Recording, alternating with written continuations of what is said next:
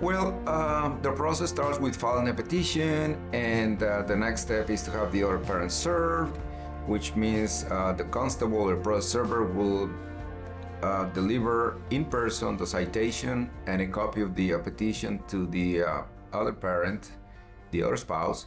And after that, that parent has 20 days to file an answer. After those 20 days, then there's a cooling period, which is called in Texas, cooling period of 60 days in which nothing can be done because the government believes that this is a very serious decision that will affect lives. So they want to make sure that they think about it. So because of that, nothing can be done during those 60 days. After the 60 days, then the case can continue. And what happens is that there will be a period for exchanging evidence if that's required. The judge many times will refer the case to mediation, will order mediation, asking the parties, asking the spouses to go and try to work out the terms of the divorce with the help of mediator. After that is done, if everything goes well and they come to an agreement, they go to the judge and present the agreement. And if everything looks good, the judge will usually grant it. If for any reason they're not able to come up to get to an agreement with the mediator, then they go to a judge and the judge will make the decision. The fastest that I've seen divorce cases to be finalized is 4 months. Now I'm thinking 6 to 9 months is more common. If it goes beyond a year, that really means that something is not working right. There are difficulties, maybe serving the other party not responding to motions, things like that. And also the judges are going to put some pressure to finish the case. If you don't, the case is going to be dismissed for want of prosecution. So they want the parties to work on it and get to a resolution. Don't drag your feet because they're going to dismiss the case. Procedurally, the legal steps in divorce start with filing a petition, then notifying the other spouse that there's a petition has been filed in court asking for a divorce. After that, there's a 20-day period to answer that petition, which essentially says or tells the court that both parties are now engaged and are participating in the divorce proceedings. After that, the judge many times order mediation. There's also a discovery period in which parties exchange evidence, let's say to calculate the amount of child support that is going to be based on the income of the non-custodial parent. And also if there's properties, they probably want to know what kind of properties each spouse has. It could be property, real estate, it could be bank accounts, investment accounts, a number of things. Everything needs to be disclosed in an inventory.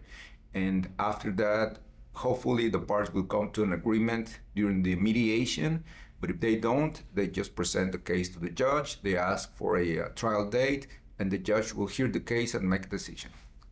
The types of documents that are needed for a divorce vary on a case-by-case basis. But of course, many times, first of all, the spouses would need to prove paternity of a child.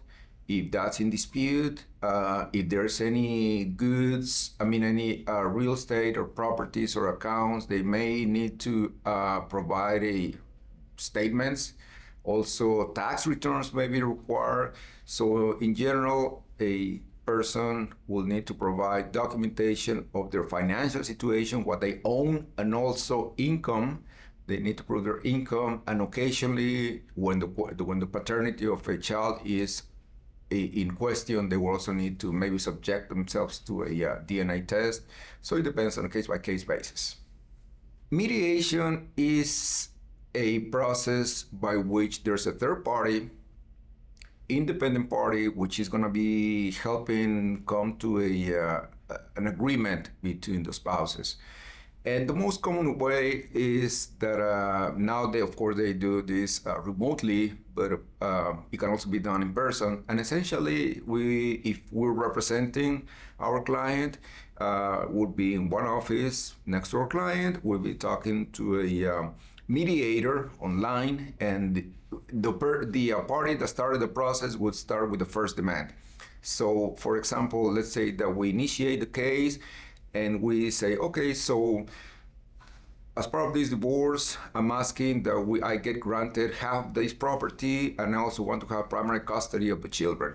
So the mediator will take that request and take it to the other party, and there would be in their own office with their own attorney, for example, and they would discuss it among themselves, and they would probably come back with a counteroffer. So the counteroffer would be something like, no, I want to be the primary custodian, have the primary custody of the children, our children, and also I would like to keep the property. But in exchange for that, I'm going to give you $10,000. So now we go back to a counteroffer. No, that's not what I want.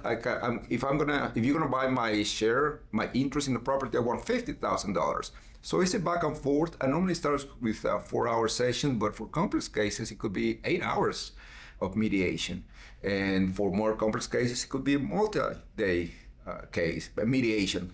So it varies, but that's the principle, the essence of the mediation. Now, if they come to an agreement, and it could be a partial agreement, if they, for example, they could decide something about the custody of the children, but maybe they're still disputing the properties or the balance, how they're going to distribute the balances and so on. So they could come to a partial agreement and submit it to the judge and say, these are the agreement that we have come up with, but this is still pending. Please, judge, make a decision, make a ruling about this property or these issues that are still pending.